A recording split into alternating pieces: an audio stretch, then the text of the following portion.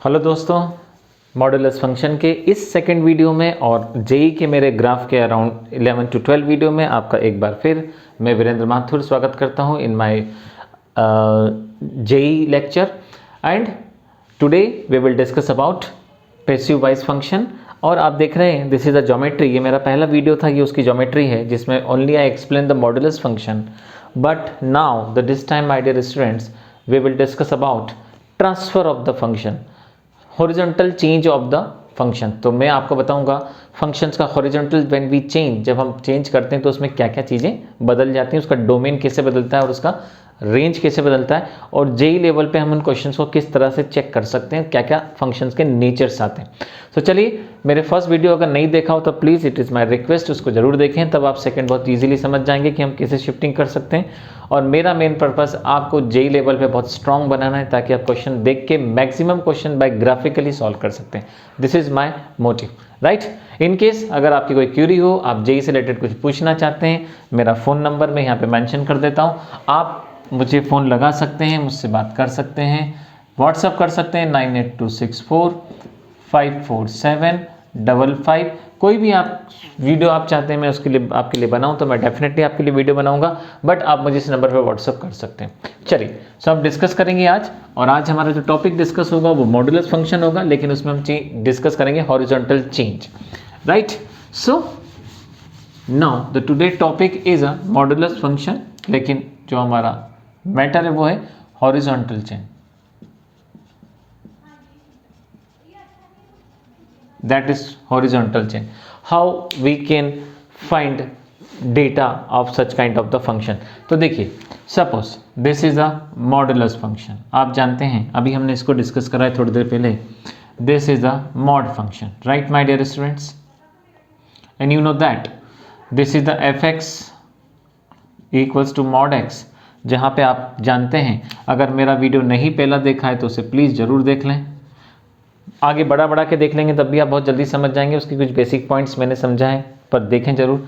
This is this one and this is a negative function. इस प्रकार से आप देखते हैं ये वी शेप ज्योमेट्री बनती है और इसका जो टिप होता है वो ओरिजिन पे। अब देखिए, जैसे हम सामान को आगे पीछे खसकाते हैं, ऐसे हम ग्राफ को भी, फंक्शन को भी आगे पीछे शिफ्ट कर सकते हैं। क्या चेंज आएगा मैं आपको बताता हूँ। तो चलिए, इसी फंक्शन को हम मान के चलते हैं, हमने अगर इसकी पोजीशन बदल दी। फॉर द एग्जाम्पल, ये आप देखेंगे आपके सामने यही फंक्शन है, अभी उस पोजीशन पे था, मैं इसको इस पोजीशन पे शिफ्ट कर देता हूँ, right. And this is a +1। Okay my dear students, so आप देखेंगे इस फंक्शन को डिफाइन करने का तरीका क्या होता है, how we can define such kind of the function. इसको डिफाइन करने का जो तरीका होता है हमारे पास में, वो देखिए, मैंने इसमें हॉरिजॉन्टल चेंज करा, मैं लेफ्ट हैंड साइड भी कर सकता था, मैंने इस बार राइट हैंड साइड चेंज करा। सो यहाँ से हमें क्या मिलेगा, what we can see the change in this function. So देखिए, अगर ये +1 दे रखा है तो आप इसको डिफाइन करेंगे x - 1। माइनस क्यों करा? क्योंकि जब भी आप x - 1 को कंपेयर करेंगे 0 से तो आपको x की वैल्यू क्या मिलेगी, 1 मिलेगी। माय डियर स्टूडेंट्स, ये 1 हमें ये बताता है this is the critical point. Critical point का मतलब ये होता है कि where graph change their nature, जहाँ पे ग्राफ अपना नेचर बदलेगा। So this is the x equals to, आपने देखा x - 1 I compare with 0, so the x equals to 1। ये टिप जिस 1 पे आ रहा है इसका मतलब ग्राफ यही, हमने इसको शिफ्ट कर दिया, और हमने शिफ्ट कहाँ पे करा, +1 पे। सपोज आप देखेंगे ये अगर +1 होता तो हमें वैल्यू यहाँ पे मिलता -1, मतलब हम इसी ग्राफ को शिफ्ट करते कहाँ पे, -1 पे। और only I am changing the horizontal, मैं दोनों तरफ हॉरिजॉन्टल चेंज ही कर रहा हूँ। सो आप देखिए, मैंने इसमें हॉरिजॉन्टल चेंज करा, सो हमें ये ग्राफ मिल गया। अब आप जानते हैं इस ग्राफ को हम 2 बार ब्रेक करते हैं। मेरा पहला वीडियो नहीं देखा हो तो प्लीज़ ज़रूर देखेंगे उसे। एक बार हम उसे जिसको कहते हैं लेफ्ट हैंड विंग्स, आप देखिए, और ये कहलाता है राइट हैंड विंग्स। ये कैसे बनता है, क्या फ्रेमिंग होता है, तो देखिए, इसको माइनस के साथ ओपन करेंगे तो -x - 1, और ये एक होगा प्लस के साथ। लेकिन सबसे इंपॉर्टेंट बात, हम जब इसको 2 पार्ट्स में ब्रेक करते हैं, मैं फिर से आपसे कह रहा हूँ, वीडियो नहीं देखा हो तो प्लीज़ फर्स्ट वीडियो जरूर देखिएगा। सो उस कंडीशन में आप देखेंगे तो 1 के पीछे ये वाली लाइन सेटिस्फाइड होती है और 1 के आगे ये लाइन सेटिस्फाइड होती है। इसका मतलब x less than 1 and x greater than 1। अब आपकी चॉइस, आप 1 कहाँ लगाते हैं, क्लोज कहाँ पे करते हैं। मैं नीचे क्लोज कर रहा हूँ। तो इस प्रकार से आप देखेंगे ये इस प्रकार का एक एक्सप्रेशन हमें मिलता है। आप जानते हैं इसको हम सैंडविच मेथड बोलते हैं, that is called the sandwich concept. So overall आपको क्या मिला, तो आपको यहाँ से मिलेगा एफ एक्स इक्वल्स टू, देखिए माइनस का सिंबल था तो माइनस एक्स हो गया, प्लस का 1 और ये 1 से लेस, और x minus 1 x equals to 1, ये आपको ओवरऑल फंक्शन मिला। अब आप एक काम करिए, इस फंक्शन को यहाँ पे मेंशन भी कर दीजिए, तो थोड़ा सा और कॉन्सेप्ट क्लियर हो जाएगा। सो यहाँ आप देखेंगे this is a less than 1 function, मतलब ये आपको फंक्शन मिलेगा f x equals to minus x plus 1, and my dear students ये हो जाएगा f x equals to x minus 1, right. अब आप देखिए सेम फंक्शन था, अपनी पोजीशन में इस फॉर्म में आ गया और 1 पे उसका क्रिटिकल पॉइंट है। अब आप ओवरऑल क्या नेचर निकालेंगे इसका, तो देखिए इसके नेचर के अंदर जो इसमें नेचर था वही इसका नेचर रहेगा, अभी कुछ भी चेंज नहीं हुआ है। तो हम देखेंगे इसका डोमेन क्या होगा, एक्स इसके अंदर हम क्या क्या रख सकते हैं। तो आप देखिए ये पूरे रियल नंबर पे डिफाइंड हो रहा है, ये ग्राफ कहीं भी ऐसा नहीं कि ब्रेक है, टूटा हुआ है, हर जगह आप एक बार पेन रख के इस ग्राफ को बना सकते हैं। जब आप इस प्रकार से ग्राफ बनाते हैं मतलब वो ग्राफ उस हर एक्स को एक्सेप्ट करता है, एग्जिस्ट करता है, मतलब वो कंटिन्यूस फंक्शन है। इसका मतलब वो x की हर वैल्यू एक्सेप्ट करेगा, और अगर x की हर वैल्यू एक्सेप्ट करेगा मतलब उसका डोमेन आर होगा। सो आप क्या देखेंगे, यू विल जज the domain of function is a element of क्या हो गया, it would be r। But हम देखें the range of function, range मतलब y सबसे छोटा का है। अब आप देख सकते हैं the graph in the first and second quadrant, so first and second में y ऑलवेज भी पॉजिटिव, कभी नेगेटिव नहीं होता है, और सबसे छोटी वैल्यू 1 पे आपको क्या मिलेगी y की 0। इसका मतलब स्मॉलेस्ट एलिमेंट जो वैल्यू होगा वो होगा 0 और कहाँ जाएगा, infinity. So the domain of function is r, but range of functions आपको क्या मिल जाएगा, infinity. But this time is very important, हमें कुछ और भी डेटा देखने को मिलेगा। जैसे अगर मैं एक लाइन यहाँ ड्रॉ कर दूँ, अब आप देखिए ये मैंने एक लाइन ड्रॉ करी है, अगर मैं कहता हूँ ये रेड कलर की लाइन आपको एक मिरर का काम करेगी, तो ये अगर ऑब्जेक्ट होगा तो ये मिरर होगा। इसका मतलब इस बार सिमेट्रिकल लाइन, हम इस लाइन को बोलेंगे सिमेट्रिकल लाइन। और इस बार आप देखेंगे तो सिमेट्रिकल लाइन जो आपको मिलेगी वो मिलेगी x इक्वल्स टू 1, ये x equals to 1 symmetrical line है। इस लाइन के अगर राइट साइड आप देखेंगे तो ये फंक्शन मिलेगा, लेफ्ट हैंड साइड देखेंगे तो ये फंक्शन मिलेगा। लेकिन इस बार ना तो ये फंक्शन ऑड होगा और ना ये फंक्शन इवन होगा। ये फंक्शन आपने देखा होगा, मैंने अपने फर्स्ट वीडियो में बताया था मॉड वाले में कि एक इवन फंक्शन है, but you can see that this is not the odd function and this is not the even. But इसमें सिमेट्रिकल लाइन हमें मिली और ये लाइन हमें डिफाइन करती कि ये इस लाइन के इस तरफ और इस तरफ ऑब्जेक्ट और इमेज का एक पोजीशन शो करता है, राइट। अब हम बात करते हैं फंक्शन कहाँ, तो देखिए ऊपर से फंक्शन नीचे की तरफ आ रहा है, दैट मीन्स हम बता सकते हैं ये डिक्रीजिंग हो रहा है।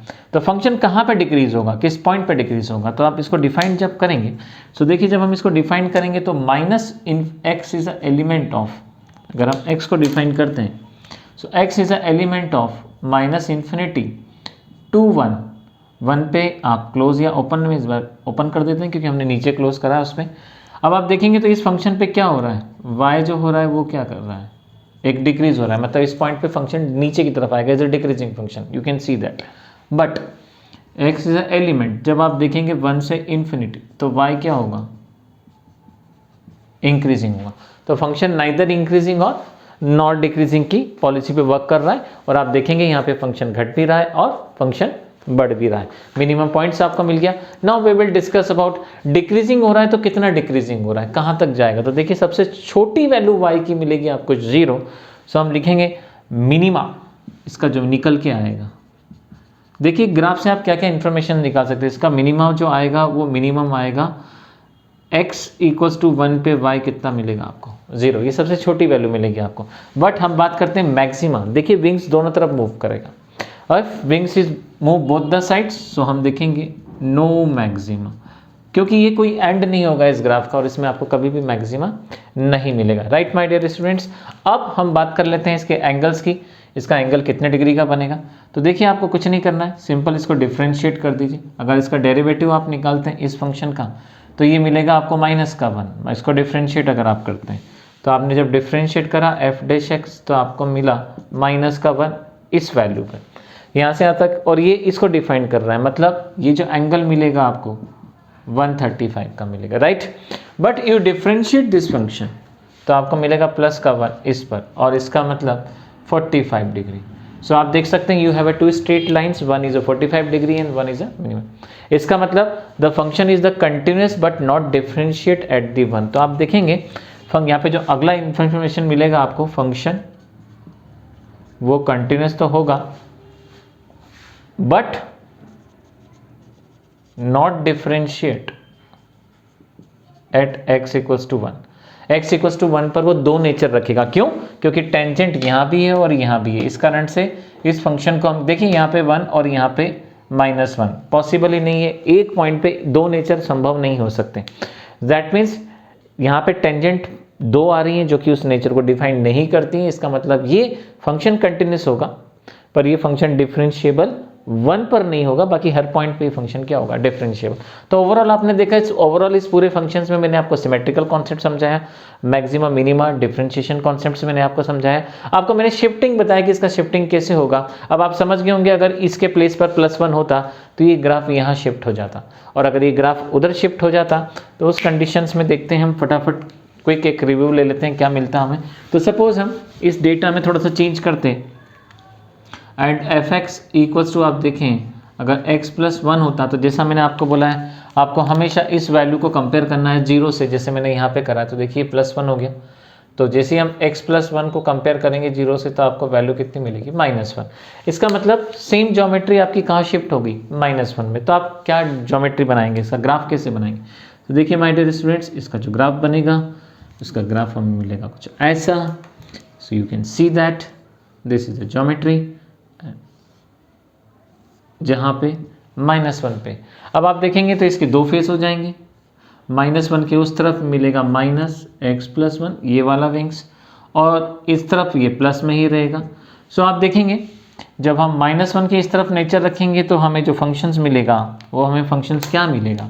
सो आप देखिए आपको मिला fx इक्वल्स टू x + 1, और जब आप यहाँ देखेंगे तो आपको मिलेगा fx equals to -x and -1, ये आपको नेचर मिला।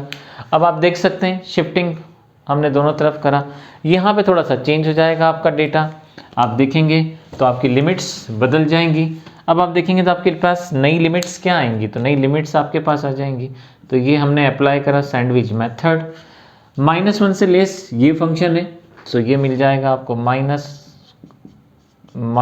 से कम, एंड ये +-1 की इस तरफ राइट हैंड फेस पर है पॉजिटिव फॉर्म में। सो ओवरऑल आपने क्या देखा, ओवरऑल आपने ये देखा कि यहाँ पे जो आपको जो फंक्शन मिल रहा है वो फंक्शन ये रहा, इसमें भी कोई मैक्सिमा नहीं, ये क्रिटिकल पॉइंट्स आ जाएगा। इसकी सिमेट्रिकल लाइन आप देखेंगे तो इसकी सिमेट्रिकल लाइन हमें मिल जाएगी x इक्वल्स टू -1, -1 के दोनों तरफ ये ग्राफ एक जैसा दिखाई देगा अगर ये मिरर का काम करता है तो, बट ये भी ऑड और इवन फंक्शन को डिफाइंड नहीं करेगा, decreasing and increasing same nature होगा। सो ओवरऑल आपने देखा I am just changing the horizontal and we can see the number of the variations in the same graph, और यही कॉन्सेप्ट आपको जेईई के अंदर बड़ा काम आता है कि how you can show such kind of the geometry change. इसमें बहुत नंबर ऑफ द क्वेश्चंस आपको निकल के आएंगे। सो इस आई होप आपको हॉरिजॉन्टल कॉन्सेप्ट समझ में आया होगा, आप कैसे डायरेक्ट इसका आंसर निकाल सकते हैं वी शेप में फटाफट करके। चलिए बहुत बहुत धन्यवाद, शुक्रिया इस वीडियो को देखने के लिए। अब नेक्स्ट वीडियो हम डिस्कस करेंगे और इसके अगले पैसिव वॉइस फंक्शंस को हम डिफाइन करेंगे, लेकिन इस बार हम वर्टिकल चेंज आपको बताएंगे कि मॉड के अंदर वर्टिकल चेंज कैसे किया जाता है और डेटा कैसे चेंज हो जाता है। Okay, bye bye my dear students, thank you very much.